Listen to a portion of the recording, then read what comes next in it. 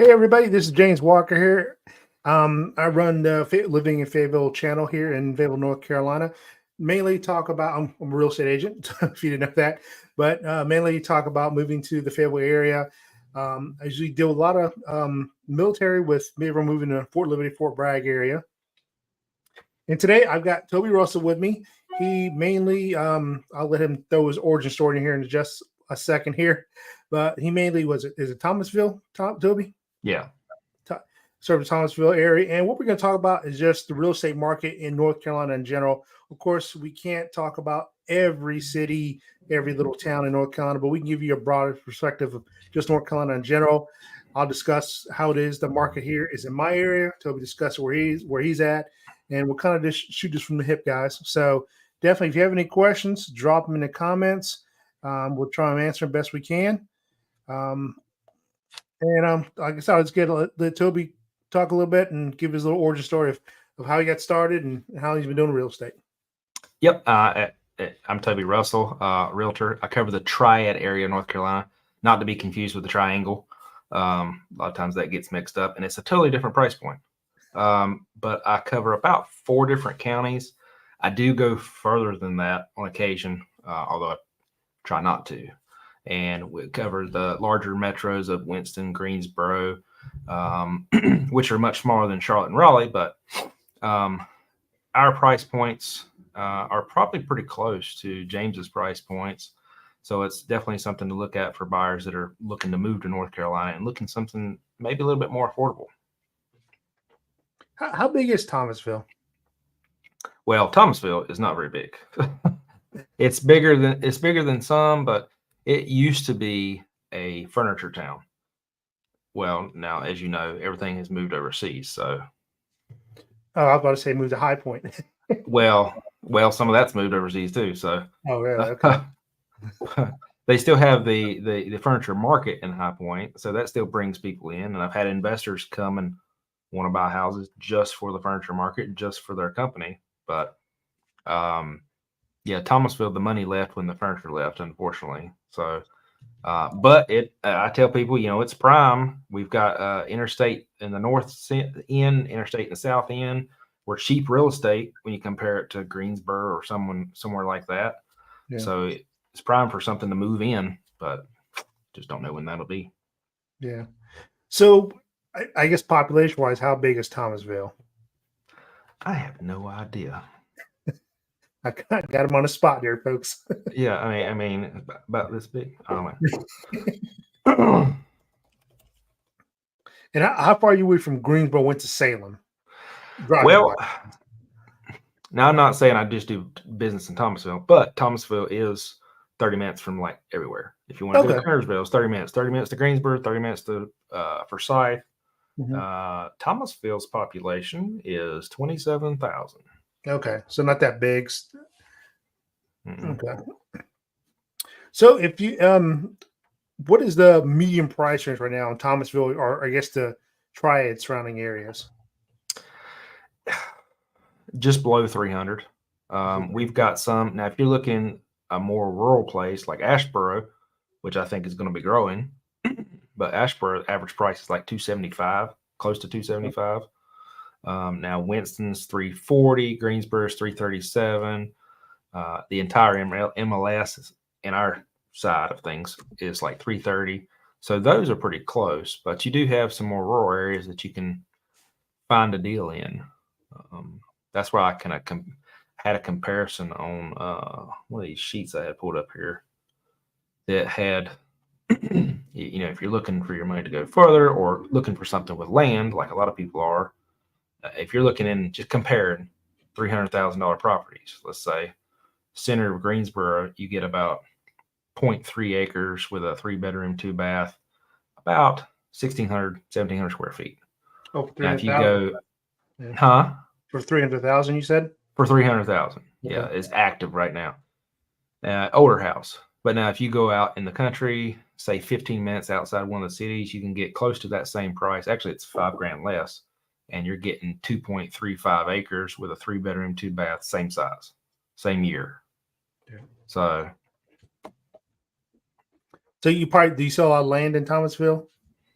Not in Thomasville, I don't. No. I have sold quite a few in land this year, but it's kind of scattered out. I've got some up in Reedsville, which is closer to the Virginia border. I've got some down in Montgomery County. There's 100 some acres down there. I sold 120 some acres south, about 30 minutes south of Thomasville. I've sold 30-acre tract in Thomasville. So I've done a lot of land this year. I'm really liking land, but Yeah. just when you get close to the metros like Winston, Greensboro, and even High Point, there's just not a lot of big tracts of land to go around. You got to kind of go out further.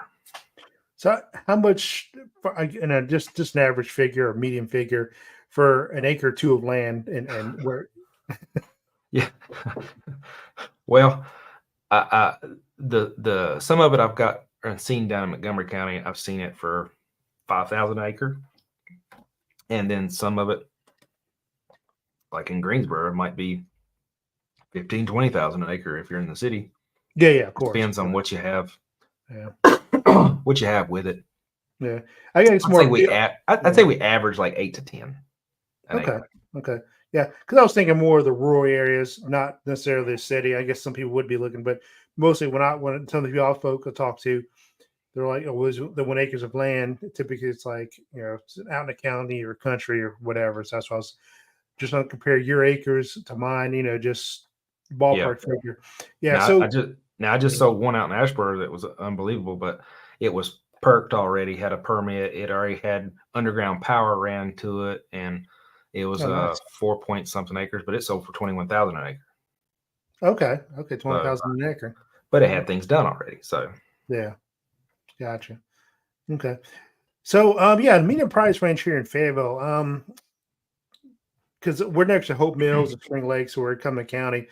So I would between 250 and 280 for a median price range here, and you're getting, of course, like Toby just said, depends on location. Location is going to be the big word that you're always going to hear in real estate. It doesn't change.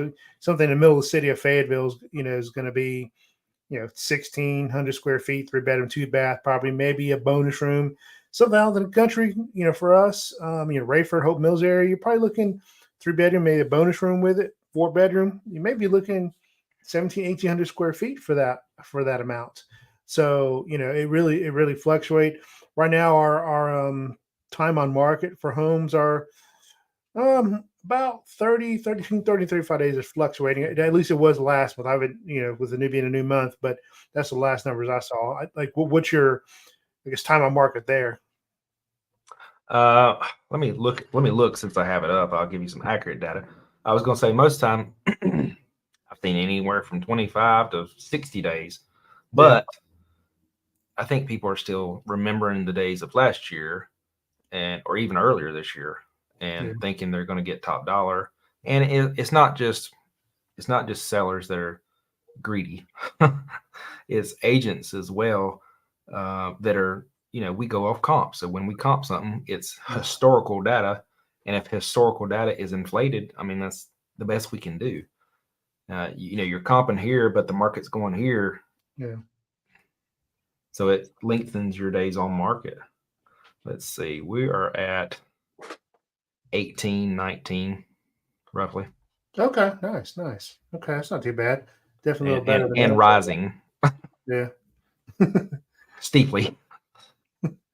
It is, and I throw this out here. I didn't want to talk about it. Well, I guess we'll have to talk about it. But with the NAR thing, have you seen any kind of changes in your business at all? With and if anybody doesn't know what I'm talking about, we're talking about and I won't go too much detail about it. But basically, NAR came down with a new rule August 17th of this year, to where now we have to just anytime a buyer wants to see a home anywhere in the United States, they have to sign a buyer agreement. I can't speak to every state of what the form looks like, but I know for North Carolina, of course, we've got your 201 buyer agreement form, which is the long form we use, and we have 203, which is shorter form. And then so if anybody wants to see a home in North Carolina or throughout the whole states, any state, all 50 states, you have to sign a buyer agreement before an agent can show you that home. And of course, now also with the commission, it's always been there, that kind of an unwritten rule that sellers would pay for the commission, the buyer's commission. But it's always been a way where a seller doesn't have to, but it was this kind of unwritten rule. And correct me if I'm wrong, Toby, but of course now it's changed now where the seller doesn't have, it's more in the agreement now. Hey, look, you understand you don't have to pay for the buyer's commission. Typically, right now, I've not seen anything, me personally, or anybody else I know I've talked to that has changed. I've gone to some listing agreements where they've asked that, and I explained to them what I think and that are best interest. I think it would be for them to still offer buyer commission, and why? Because and we talked about this before we came on air, that you've got a new construction down the street, they're offering 3%, and they're offering closing costs too, and you're going to compete with them, and you're not going to offer any kind of buyer commission. You can do that, of course, but it's probably not a good idea. And I was just wondering, how have you had anything like that, or any situations where anything kind of pushed back? Well, a couple of things. So I tell buyers that, look, in our listing agreements, and I don't know why we have to have this new paperwork now anyway, since it's already kind of built into our listing agreements, that says X% is the listing, and then this is the amount being split with a buyer's agent. So it's already agreed upon with the seller. And I simply tell sellers, I'm like, look, if this guy's, like you said, is offering, for example, 3% to a buyer's agent, and then they come and ask me, because maybe I'm the listing agent, hey, are y'all offering any kind of commission? And we say, nope. How many times do you want to work for free? Yeah, and exactly. I haven't had a seller yet that's like, oh, well, no, we don't want to offer anything. I hadn't had anyone yet. Now I did, it's a little sore subject, had a buyer that was coming last weekend. We had several phone conversations. I'd already scheduled 4 showings for that Saturday when they were going to come in. It's going to be 30, 40 minutes apart. Acreage, again, they wanted 30 acres minimum. So we were looking at properties anywhere from 350,000 to 800,000. And we were scheduled to come. I sent them a quick personalized video that said, hey, just want to send you this buyer broker agreement. It just simply outlines that when you buy a house, I get paid. And I've never had a seller not offer a commission yet. So chances are you won't be paying anything. It'll be in there. But just in case, got to offer this, got to tell you about it. I'm going to be sending it to you. And then we got crickets. And then they called me and said, I don't think we're going to go a different direction. And they wasn't talking about north, south, east, or west. So I was like, okay. So I canceled all the showings and took them off the search they were on and everything else. So Yeah. hadn't heard from them since. I don't know what the deal is. Yeah. All right. But Well, that's the only one. Yes, only one. Okay. Yeah. Mm-hmm. I've not had anything, knock on some wood, or anything like that, or even with showing buyers homes, where no one says, hey, we're not offering that. It's getting more hard getting used to with having, if you're showing somebody 4 or 5 homes, you got to call each listing agent, hey, you're offering buyer commission, you're offering buyer. And I don't do that. I only do it now if a buyer tells me, hey, after I show them the home, and they're like, hey, I'm really interested in this one. Then I call a listing agent, or I'll text them, hey, look, are you offering any kind of buyer commission? Because calling each one, man, it's just a pain in the butt. But it's a new normal for us. So what can you do? So yeah, I've tried to think about a way maybe I could automate it, that when I schedule a show and it would just automatically text the agent, hey, are you offering? Well, I had some agents do that. When I scheduled a showing, they would text me, hey, we're offering buyer commission. Yeah, I've done whatever that. it may be. Yeah. So which is I've cool. done that with some buyers. Yeah. But that's gonna get old too for the listing agent. But it is what it is. Yeah. All right, I'm gonna throw up a graph here, and it's gonna be like the housing market in North Carolina in general. Share my screen real quick. Let me know if you see it. So I got this off Redfin, North Carolina Housing Market Review, median price range for the state of North Carolina. We're looking at 377,500. Homes sold, just over 11,000, down negative 6.9 year over year. Median days on market, 44 for the whole state. So not bad. If you look at the graph, and I went 5 years, of course, back when COVID happened, all the way up, and you can just see, and it's probably for every state, but shot up here, then around 350. So, have you seen any, locally, anything? And I know this is for the whole state, but have you seen anything different from what you're around your area in the past year or 6 months? As far as sales prices go, Yeah. just the normal fluctuations Yeah. seasonally. It's a gradual up and down, but gradually going up overall. I Yeah. mean, you can. I did look over a 3-year span, and you've seen from January to, let's say, June, middle of the summer. 1 year was like a $75,000 difference in the median home price, 23,000, 25,000. So if you time it right, you can maybe get a little bit better deal on a house, but you never know what the interest rate is going to be at that time. Yeah, definitely. I mean, we've all heard. I heard it was going to drop 6 times this year, but of course, it didn't. Yeah, But it did drop a month ago. Yeah, it did drop a month ago, and of course, we don't have a crystal ball. We can't see into the future. But now I'm hearing again it's going to drop again. Elections tomorrow. We'll see what happens with that. But yeah, right now they're reflecting about 6.5, I believe. Now here in Fayetteville, I've sold a lot more new construction this year than I normally have sold, and actually a lot of new construction, at least in my area, have offered all kinds of incentives.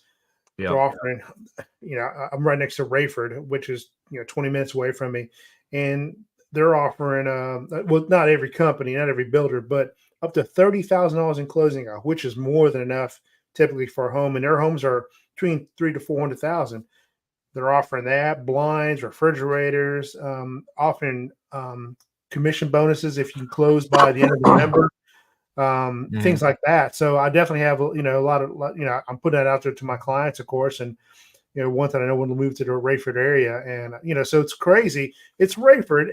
They're not offering that by anything like that in Fayetteville, like that high of a closing cost. I've seen some where they're offering 5, 6, 7, up to 10,000.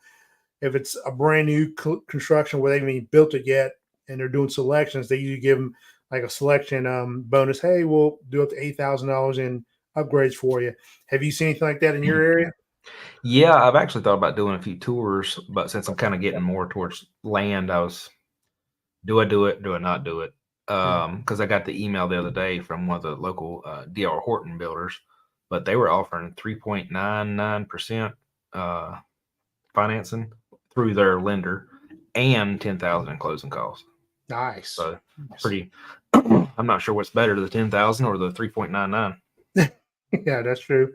That's true. Yeah, and that's only in Raeford area. Like I said, I was talking to one of their sales consultant for Dreamscape Finders. His name of the company I'm talking about in Raeford. They got some homes in Hope Mills and Fayetteville too. And I was asking him, hey, does that include the other the other suburbs? And he's like, no, only Raeford, because they're trying to build it up. Raeford's a very rural area, but it is growing. Especially a lot of people moving out to Raeford now due to the fact that it's getting so crowded and Fayetteville's getting pushed out more and more. So stuff like that. So I was going to say, our areas around you kind of getting not necessarily going up in value just because they go up in value over time, but going up because of the push out from Raleigh, Durham, and everything else that way. Because I've seen that towards the Burlington side of things too. Yeah, stuff's pushing that way, getting more expensive. And as far as Charlotte, they're coming up towards Concord, and Salisbury is starting to, home prices are growing up there too, or down there.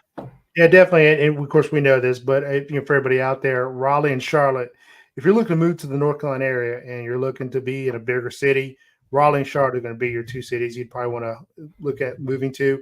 Obviously, Charlotte with all the banks and tech jobs, and I think they got a population of like 1 million people living there, and of course, including our suburbs.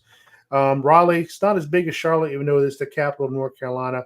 But you've got Raleigh, you've got Durham, and Chapel Hill, which Toby was talking about. He's the triad. That's the triangle. But yeah, he's they're we got an Apple. They're building an Apple hub in Raleigh. They I don't know if it's even built yet, but they're building a Google hub in Durham. This every time I turn around, something's coming new here. They're building a Toyota plantation out there near there. They're actually building a Disney neighborhood, not in Raleigh, but it's one of the suburbs, like 30 minutes away. So Raleigh is, because I'm in Cumberland County, which if we go up north, it takes me an hour and a half to get to Raleigh, but Harnett County's in between us. So everyone's moving out to Harnett County, lives in Raleigh, and everyone in Fayetteville's moving out to Harnett County. And it's Harnett County, it's pushing. So it's definitely a lot of people moving to Harnett County now just because they don't want to live in Raleigh because it's just so expensive. I think the median price range there is like 550,000. Not even sure, but just guessing at that point. I've done some business out there, but not a lot. But so that's what we're seeing also. Would you say I don't know if you keep up with this, but would you say the population in your area has grown some, or you say you've seen bigger population, or a lot of people relocating to the area? Yeah, a lot of people's looking at it for affordability purposes. I mean, you're just talking about Raleigh and Charlotte. Yeah. I've had people that have called me before, and they want to move to North Carolina, but they have no idea where. And they might mention Raleigh, or they might have had one recently. They mentioned Asheville. This is before all the flooding. Yeah. I said, "Do you know what kind of prices Asheville has?" And I just did a quick Google search. I'm like, "Well, you can get a 3-bedroom, 2-bath here. This one's 800,000, or you can get the exact same thing over here for about 300,000." 800,000. Wow, I didn't know that. Yeah, either. it was crazy, and it was a modular house. It had some acreage. $800,000 for a modular house? Wow. Yeah, it had some acreage, but the other one had acreage too. So I mean, wow, I don't think it's that high even in Raleigh or Charlotte. Wow, it was crazy. So right here, I got a map pulled up, and it's from last year, of course. But let's talk about population in North Carolina. So we got 10.8 million people live in North Carolina. We're the 9th largest state in the nation, which I did not know. And we're growing, at a 1.3% growth rate in the past 2 years, as one of the fifth fastest growing states, among all the states, including District of Columbia. And I had to agree with some of that. I have, with my YouTube channel, of course. I don't know about you, Terry, but I have a lot of people. Typically, it's military relocating here that I get a lot of business from, or people reaching out to me. But lately, I've had a lot of people who work remotely. For instance, I got a couple I'm working. I'm helping. They want to move here from Miami, and she works remotely. And he reached out because he's a police officer, and he's like, "Hey, I'm thinking, obviously, going there to be a police officer, but." She says, I work remotely, and then, so my salary stays the same. And they were explaining, and, they live in a townhome right now. That's, I think 1,500, 1,600 square feet. That's like 500,000, and it could sell tomorrow as soon as they put it on the market. And, and they can come here, and they're looking at a house that's 400,000. It's going to be 2,500 square feet, and they could probably, put a big down payment, or, maybe even pay it off, and be, debt free. So I've seen a lot of that going on. So a lot of people working remotely. Had another guy who's helping last in California move here. He worked for Medicaid, and he worked remotely. And it's like, look, I'm going to sell my house for $1 million in Los Angeles and move there. And he did. Bought a house here. 500,000 cash after he sold us up there within a couple hours. So have you seen anything? A lot more people moving to your area, anything like that, or close by? I've had 0 people from California. I don't know if it's just me or the area, but I've had some people come from Washington State that were remote. I had some people from up north. I get a lot of people that either come from up north because they're just plain tired of the cold, or I get a ton of people from Florida that are just tired of overgrowth of population. The infrastructure just doesn't support them, and the ridiculous insurance down there. I mean, they got special home inspections they got to do that we didn't got to do that stuff up here. Like 4-point home inspections that we ain't got. When it buy a house, or yeah. Wow. Like it has. We do home inspections here, and maybe somebody from Florida is watching you right now, but we do home inspections here. The bank never sees that. Yeah, exactly, and don't show it to them. It ain't that way down there. Yeah. Wow, that's crazy. I didn't know that. Man. Yep. Yeah. I mean, and you probably counted it too. Like, and you're talking about home inspections, get on that little subject here. So you're buying a house here in North Carolina, a home inspection is not required. An appraisal is if you're obviously getting a loan, but if you're buying it cash or through a private lender or something like that, appraisal is not required if you want one.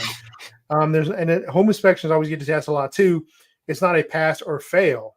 It's more the home inspector is going to tell you, hey, this is an issue because this door creaks, or your microwave isn't working. Now they will explain some hazardous and safety issues. Say, hey, this is an issue. Like, I don't know about you, but with VA loans here a lot, if we have a front porch or back porch that has usually 4 or 5 steps or more, and there's no handrails, they're going to require handrails with the VA loan here. Like, I had one that was a USDA, and it had 2 steps, and that appraiser made us put handrails up. I went out there and screwed a 2x4 to the side of the house, now with the seller's permission, just to get it to pass. And they're like, "Yeah, that's fine with us." Oh wow, okay. Well, I haven't had 2 steps yet, but 4 or 5, and then of course they had a front porch, and definitely I could see young kids falling off or somebody getting a little inebriated and falling. But so that's typically what the home inspector is going to do here. It's not a pass or fail thing. I always get asked a lot. It's more of a, they're going to let you know, hey, this is an issue, or this is what I think is going to be an issue in the future, and that's it. And from there, we take it and we approach the seller.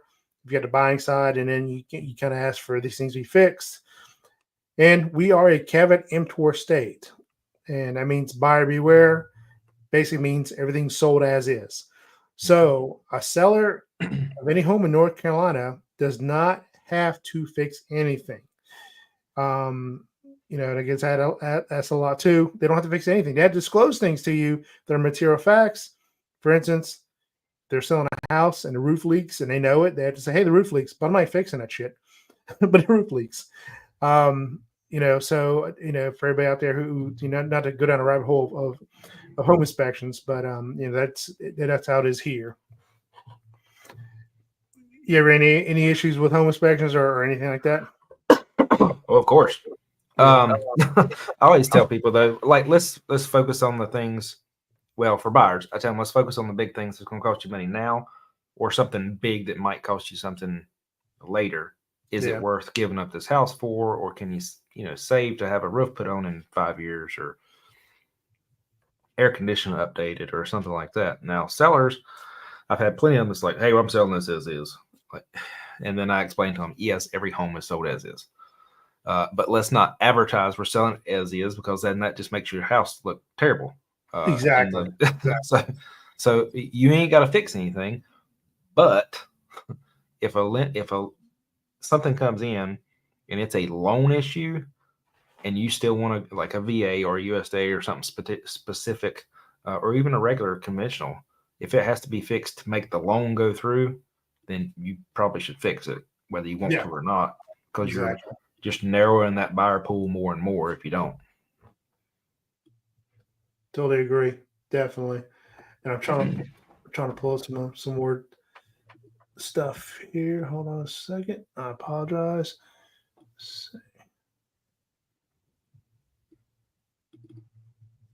And then a lot of times too, those home inspectors, the way they word things is, I understand they word it to protect themselves, but they also word it that says, oh, you need a licensed ...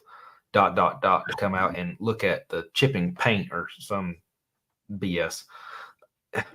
They really worry buyers a little bit more than they should be in some things.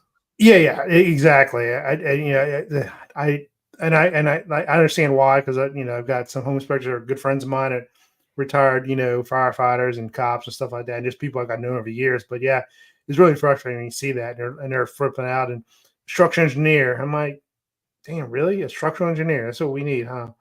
Okay. It's just a wobbly handrail. You don't need a structural engineer for that. So pulled up here. This was from, I forgot where I got this from, but anyway. So America's top 10 best states for buying, selling, and home in 2024, and North Carolina was listed number 4. And it just talks about, and let me pull up some more things here, but with that, just appreciation and just taxes here and things like that. I've definitely seen a lot of people wanting to move to our area for that. And we have a flat tax rate here, so no matter what you make, everyone gets taxed the same. And I know you don't. I don't know if you do a lot of VA homes up there where you're at, Thomasville or surrounding areas, but obviously you've been there, Fort Bragg. I do. And if you are 100% disabled, the state gives you a tax break on your property taxes, which is great too. I forgot how much it is. I want to say it's 40,000 a year. I think on the price of your home. Obviously not the tax itself. Tax itself is, I'd say 2,000-3,000, depending on the house. Everything's gonna be different, but typically between 2,000 to 3,000 a year on your taxes here, property taxes here. But they give you a 40,000 break off the price of your home, which is definitely a great thing.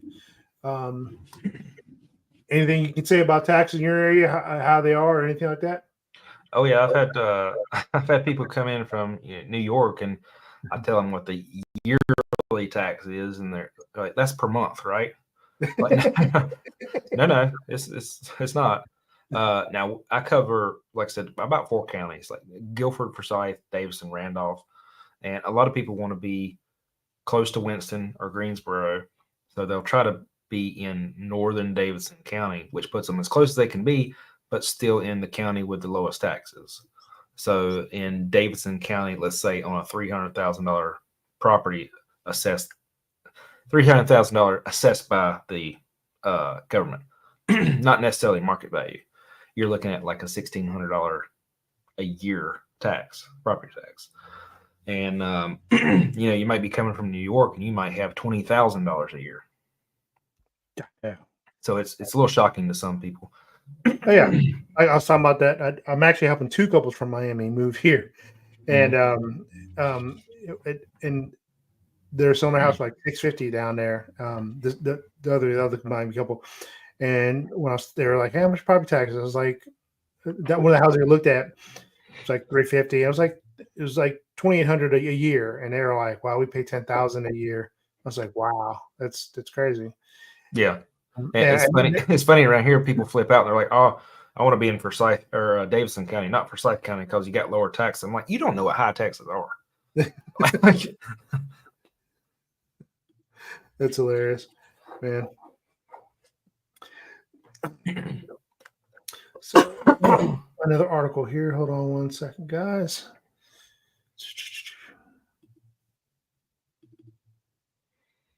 You're talking about the VA. I had several VA ones last year. And I learned as I'm going through this how that there's a lot of veterans out there. And it always baffled me how you might talk to one veteran that's barely getting by, and you talk to another one that I had one last year bought up in Zebulon, north of Raleigh, $500,000 house. And while that's outside my general area, he said when he got out of the military, he had no idea of the benefits. They were barely getting by, scraping by, and there's a guy around there that's what he does, is educates former military on their benefits. He said they got a packet and stuff, but to get general information, they were just kind of left high and dry. And I talked to several vets after that, saying that, and they're like, "Oh yeah, that's exactly right. You get out and bye, see you later." Yeah, I mean, I don't know. I was never in the military, but I did a video.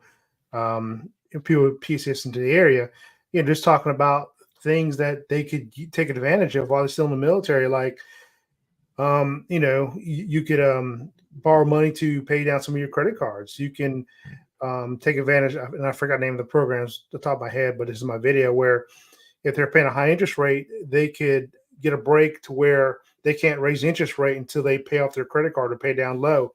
They get money if they're, PC, like, a lot of people come from overseas, from Germany and Italy, PCing back in the United States. And, they're getting here and they can take advantage of a lot of things like for lodging, food, obviously not forever, but enough time to where they can, if they're staying in a hotel or something like that, that they'll reimburse them or they'll pay them up front, per diem to do that. And some of them didn't know that. And, definitely my video helped them a lot. And then, I just found that out just talking to the soldiers in here. with things like that. So it's, there's a lot of things there to help, but it's like they don't want to advertise it to everybody. So Yeah. a little disheartening. So I'm about to share my screen again.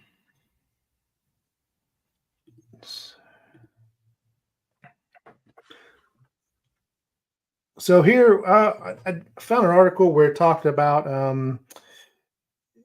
the top 5 states people are living in. Right here, I've got one was Massachusetts. Number one was Massachusetts. Two, Florida, which I was talking about. Number 3, New Jersey, which I'm really surprised on because it's so expensive in Jersey. It's like living right next to New York. Then Utah, number 4. Number 5 was New Hampshire. And just looking at Wallet Hub and comparing all 50 states, I was surprised at some of these things. And like looking here at Massachusetts, why it was ranked, was up there in the ranks, and it mainly talked about education and health and quality of life, ranking at number 6 in Massachusetts. Which never been to Massachusetts, but or Boston area, but how was your? And I know healthcare here. I don't know how much you pay, and but I know healthcare is usually a big issue, cost here. And I know also we don't have a lot of course, we have Duke Hospital and things like UNC Chapel Hill, but we don't have a lot of. I was looking it up. We don't have a lot of doctor offices. That are so close by. That's why healthcare is so high, from what I'm reading, things like that. How much are you seeing healthcare is like for a family of 4? Off the top of your Well, I probably couldn't speak on that because my wife works for one of these hospitals, so we get pretty good healthcare benefits. But I do have a lot of people that move to the area, especially vets, that might be older, and they're like, we got to be close to hospitals, or we got to be close to a center for vets. And like you said, there's not many unless you're in one of the cities that are going to be within, say, 10 minutes or something. Yeah, and because I'm retired from the police department, and I get something about I get nothing from the state, like for health. Wife's retired school teacher, so she gets nothing either. So we pay for our own insurance out of pocket. Of course, I have an LLC and run a business. With us both being realtors, so it's a little different. And I go through healthcare.gov. So definitely, if anybody's interested in moving to the area and getting insurance, definitely check out healthcare.gov. Not that I'm trying to. I getting kickback anything from them, but definitely they help me and our family help out a lot. With that stuff. So. It's definitely, if we didn't have them, we could be looking at, it's only 3 of us in the family. My son's 21, he's up at Greensboro, but UNCG, but he's still full-time college student, so he's on our health plan, of course, and it could cost us up to maybe $1,200 a month for dental, vision, and just primary doctor visits, things like that. So it's it's definitely that's one thing that a lot of people don't move here for is healthcare. And I don't know how the schools are in your area, and I know we can't talk about schools because we are real estate agents, Fair Housing Act, but we can give data, that's for sure. And I could say data-wise, it's our public. We got, and I may look at the high schools because those are the biggest ones, and we got a bunch of elementary schools, middle schools, but it's a known fact that most of our schools here are not the public schools are not the best. There are about 4 or 5 that are pretty good. But statewide, I heard it's a problem also. How's the schools there? How's the things like that there that you can talk about without getting in trouble? Oh, we just raised a bunch of dummies. They're not ranked the best if you go by the stats and stuff online. But honestly, if you look at one website, you look at another website, talking to other clients that have had moved here, and school systems is very important to them. They're like, we can't find a straight answer anywhere. This one's ranked a 9, and then you go on another website and it's ranked a 6. So we don't know where to go. But I mean, the way, I hate to say it, but the way public schools are nowadays, I'm just like, just find you a private school and put them in it. Yeah. And I know I never had my son in a private school, but I don't know how much they run, but I know that's obviously money out of their pocket too. Ours is $500 a month. Oh, that ain't too bad. At least I I don't mean, think. It doesn't sound bad to me. I'm, Yeah. I'm comparing it to like daycare when he was in daycare. So I'm like, your daycare is outrageously expensive anyway. So Yeah. if you're already spending that for daycare, now you're spending it for education. How much in daycare were you spending a month, you think? Pretty close to the same. Really? Okay. Was Yeah. that like full? I know. Was that like Monday, like 40, 30, 40 hours a week, or that? Well, not that long, yes, but like how many hours a Actually, week? I think it was 3 days a week. So Okay. now he's at school, 5 days a week, Okay. and you're paying the same amount. So Okay. if you All right. if you look at it on the day-to-day basis, it's cheaper. But as he gets older, I think it gets more expensive too. But Yeah. we'll see. Whatever. Okay. Well, that doesn't sound too bad.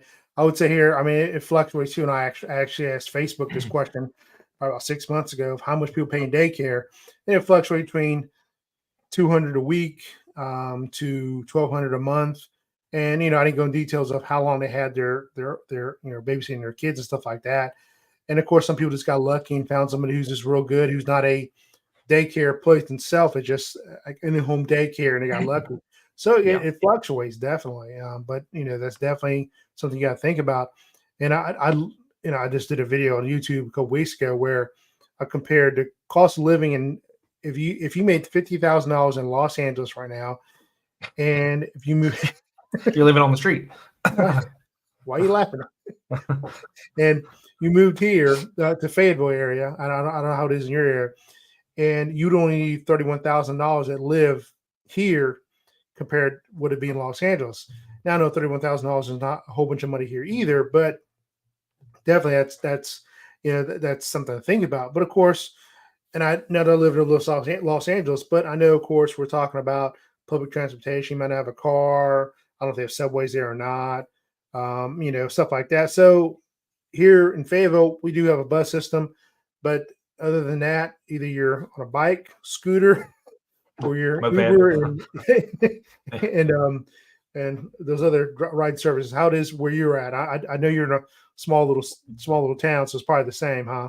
Yeah, very similar. You Yeah. got the public transportation, buses or vans or whatever you want to call it. Yeah. I mean, we've got train, but who takes train? Ain't that many Yeah. people takes train nowadays. Yeah. And then, like you said, you kind of it's not we're not known as being like a walkable area. Exactly. You need to drive. Yeah. Maybe Raleigh or downtown Raleigh, downtown Charlotte, but other than that, you're gonna be driving wherever you're going. Yeah, I would say if public transportation is a must for you, North Carolina, if you're going to move to North Carolina, I would say Raleigh or Charlotte, like you said. Yeah, definitely. Yeah. Maybe Durham too. I'm not even sure, but it's going to be few far between. Probably more Charlotte than even Raleigh. But yeah, it's so I see 50,000 compared to 31,000, and we laugh. But then I'm thinking, well, if you don't have a car and you're not paying insurance, you're not paying a car payment, then now you have to possibly, or get a scooter, or get a bike, or a skateboard, or whatever. It could make a difference. I mean, yeah, it's hard to say. What people are needing and what they get, and they don't even think about it. So, I can't imagine you could even get something to rent over that way on 50,000 a year. That'd be tough. Yeah. I don't know what like. The average rent here where I'm at, for a 3-bedroom, we say 3-bedroom, 2-bath house around 14 to 1,500 square feet, you're probably looking around between $1,400 to about $1,600 a month. Depending on what we set up for location, area, things like that. So it makes a big difference. How much is rent there for you guys? That's about how ours is. I've got some investment properties, so I've got a 3-2 that's rented right now for $1,650, but it's got some land with it. Yeah. I've got some 1-bedroom, 1-bath apartments. They're about, depending on if you're in the fixed up one or the not fixed up one, could be 700 to 500. I've got a double wide that's 800. It's a 3-bedroom, 2-bath, older, but it could honestly be probably more than 800 if somebody wanted to be greedy. Yeah. So we're probably pretty close to what y'all are. Yeah. Okay. So here I got, summary of just what it would cost in North Carolina in general, to live, cost of living, affordability, and definitely compared us to where you're at right now. With, like I said earlier, we have a flat income tax rate here. It means everyone gets taxed same percentage, the same. Average cost of living in North Carolina in general is 38,000. We just talked about earlier. I said, if you're making 50,000 in Los Angeles, you can make 31,000 here, and I think you'd be okay, but you'd probably be a little bit better. In 2022, the median price range for North Carolina was 369. That was 2 years ago. Obviously, we looked at it earlier. Redfin, it's like I think we said 355. Electricity, water, gas, fuel, in North Carolina, looking around 260 a month. Definitely have to compare it to where you're living at now. So if you're thinking about North Carolina and things like that, these are some things you got to look at. Of course, each city, town is going to be different in North Carolina. And it says currently, oh yeah, there we go. Child daycare. We're talking $9,000 a year for child daycare, roughly. So those are the questions everyone's asking. I mean, not to get into politics, and I'm not, well, I guess I'm not trying to, but the question always comes up. Food, gas, electricity, prices of houses, or renting a house, because definitely you got to live somewhere. Comes into play a lot. So definitely, I would say I try to find it, but North Carolina, we were number 4 for one of the most growing, moving states, and we understandably a lot of it because of remote jobs, and just we don't have a lot of big high tech jobs like Chicago, New York, Florida, things like that. Texas area, California, but definitely with remote jobs since COVID's happened, I would say it's definitely changed a little bit where more people now are like, I can work remotely, live in North Carolina, sell my small house for $1 million, and come here and buy a 3,000 square foot house for half the money. So definitely, a lot of people are looking at that. I think that's what's going on with our state. Yep. What do you think? I did a quick search on cost of living, things like that. So just looking at, say, the Winston Salem area up here, you're looking that the cost of living in Winston Salem is about 6% lower than the national average, but most of that cost of living has to do with their housing, and Winston Salem's housing is about 23% less than the national average. So depending on where you come from, you may automatically, if you're again working remotely, you might automatically give yourself a 23% bonus at work wow. just by moving here. That's crazy. Yeah, I think I saw that same stat you were talking about, and we're the same here. And I think the whole state in general is like 6 to 7% lower than a national average. But yeah, definitely in the Fayetteville area, we're the same here too. I think our gas prices right around now fluctuating between around 260, 270. How much is gas there? I couldn't tell you. I hadn't looked anymore because I'm just like, whatever. I mean, it is what it is. I gotta get from point A to point B. It's about the same. It's about the same. Thomasville used to be really cheap compared to everywhere else, but now it's all about the same. Yeah, and my son's in Greensboro, like I said, and he's of course I don't know about now, but he's always, I think gas is always like at least 25 to 30% more in Greensboro than it is here. So every time he comes home, he's happy to fill up. Yeah, I'm not going to drive on the other side of town just to get gas, but yeah. So, I mean, we're at 50 minutes now. If anybody has any questions, definitely drop in the comments. If you're watching this later, and you have any questions for me or Toby, definitely drop them in the comments. We'll definitely get back to you and answer them best we can, as quick as we can. We've been talking for almost an hour now. So, any future predictions you have for the market? Anything going on in your area you want to talk about? Either Greensboro, Thomasville, Winston-Salem, all three. Well, I already mentioned before, and I did one video on it, but I think we've got a couple areas that are growing up here. Asheboro being one of them. You mentioned the Toyota plant, but there's also another plant, and hopefully one of my future clients, but he's working over there in the Wolf Speed. It's one of the mega plants too. Yeah, I think and it's like, yeah. they're Go ahead. pretty close to Asheboro. Yeah. And Asheboro is relatively cheap, so I think there's going to be a lot of people starting to move towards that and probably pushing home prices up. Yeah, I don't know if we're talking about the same car plant, but I think they're making electric cars. Is that correct?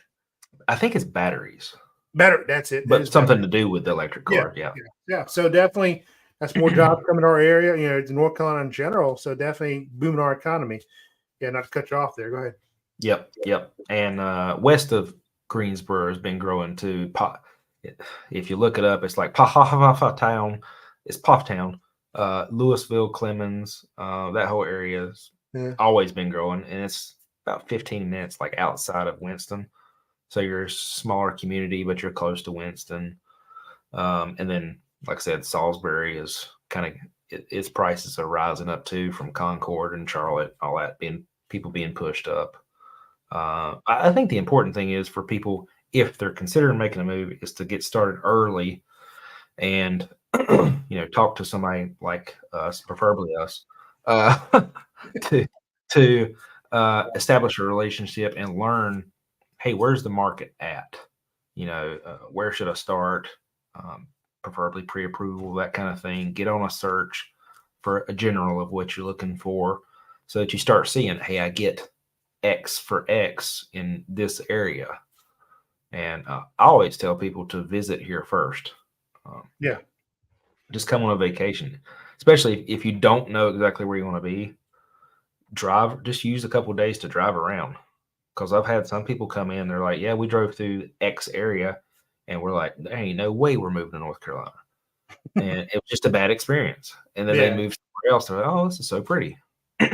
So getting started early on, or at least having just a quick conversation, keeping in touch, getting on a search, that kind of thing, is first steps for a lot of people. Now, as far as predictions, me and you talked about it a little bit before we went live, but I think you got a lot of people that wanted to buy a house during the COVID days, low interest rates, that kind of stuff, but couldn't, because the competition was extreme with 10, 20. I had one person do $100,000 down in due diligence money, which, whoa, if you don't know about due diligence money, that's a whole nother conversation.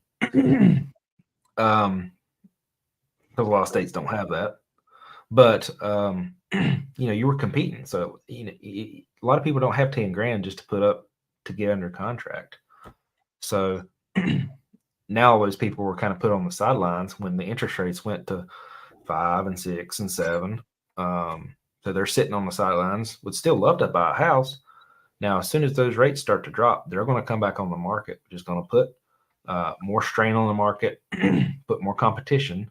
So you just got to ask yourself, can I stomach a 6.5% rate right now and hopes to refi in a few years or a year if the rates drop? Or do I want to compete and have to put a large chunk of money down just to get an offer accepted? Yeah, definitely. Yeah, like how would you say are you still in the seller's market where you're at, or buyer's market, or is it kind of bouncing out? If it's realistic sellers, Yeah. yes. Yeah. Because I've had some that I've listed, and I always give them the comps. You have A, B, and C sold for this. Your house falls right here, so we should probably price it like this one. And if they're realistic, then it sells relatively quick. Now, I've got some that just doesn't have the equity, or they want top dollar, and they have to sit a little while until they learn. Yeah. And Sometimes. I tell people we can start at any price you want. Yeah. Your $200,000 trailer, we can list it for $500,000. Because you never know, you might have somebody desperate that has cash and just want to burn it. But now I don't realistically list that much higher. But you never know till it hits the market where you stand. And with a little bit slower market, I tell them about 2 weeks, you'll know. Back when it was hot, I would tell them in about 2 days, you'll know. Yeah. Yeah. Sometimes if you listed that morning, by that night, you already got 10 offers and 20 more verbals and love letters when we can Yeah, do yeah. those. Yeah. But yeah, I would, the market here in our area, we're still in a seller's market. Typically, we would have to be a balanced market in our area, 4 to 5,000 active homes on the market. We've got just over 2,000. So definitely half our inventory, we're not there yet, but also with, like you said, interest rates, being 6.5, and with seasonality too, obviously with the holiday season coming up, things are starting to slow down now a little bit. And, it's definitely a little better for buyers. So, and I know we're real estate agents, and you're probably thinking, oh, you're always going to tell us it's a great time to buy or sell. And no, it really depends on you as a person. I will give you the facts. Yeah, if you're not looking at getting competition, bidding wars, all that good stuff, and you don't have a lot of money for due diligence, and like Toby said, that's another video for another day. Earnest money, closing cost, down payment, possibly all those good things, and home inspection, you name it. And yeah, now is a good time because you're probably looking at not putting as much due diligence down, and maybe no earnest money. It really depends. Sometimes we've got, now you have to maybe pay buyer commission, like we just talked about earlier. I mean, that's all the things stacked up on you anyway. Definitely now could be the time for you as a person. You have to make the decision. We can't make it for you. We can only provide the data to you and let you make your own decision. But you may be, like I just closed on 2 homes last week where we had the seller pay their closing costs. Would that happen during COVID? Not a chance, unless somebody's just really nice that week. But then again, of course, next year, election season is going to happen here tomorrow, as we all know. That'll depend when you watch this video, and things could change next year. And then holidays are over with. People start getting tax returns back, and then the markets are picking back up again. So it really depends on you because the interest rates drop. Yeah, what goes up must come down. Is it going to drop? Yes. When? We have no idea. So that's how our market looks like here. My predictions for our area. I mean, we're going to build our inventory back up, obviously, over some more time. I mean, like I said, we're at 2,000 homes. But I don't know what interest rate's going to drop to, but I would like them to drop. I'm not going to lie, obviously, for everybody to buy a house at a low interest rate. But if they get too low, I'd say anything less than 5%, we're probably looking at bidding wars again. And then what's going to happen is going to drive the prices right back up again. So it's just, it's going to be unbalanced. It's going to be an even flow. And that's probably something you don't want to hear as a buyer. As a seller, you're probably pretty excited about it. But if you're selling, you got to buy somewhere else too. I don't know if you live in a state or whatever, but it's all chain reaction. So anything less than 5%, I think right now, obviously, after a couple of years when we get balanced out, I would hope 5% or less would go back to normal, which would be great for everybody. But just right now, just in our hyper local area, and I think I can speak for you too, I think anything less than 5%, we're probably looking at bidding wars again, possibly. So, well, I talked to one of my lenders when they started talking on the news about all the interest rates were going to come down, and she said she saw an increase in applications. Interest rates hadn't moved, but just because it was on the news, people started reapplying. Wow. Interesting. Yep. Crazy. All right. Well, I think we'll call it the first live stream, everybody. So let's know how we did. But yeah, we've been talking for an hour. So I'd like to thank Toby for your time, man. I appreciate it. I know we've been trying to do this for a couple of years, it feels like, and we finally pulled the trigger. Only took us, 3 or 4 years to do that.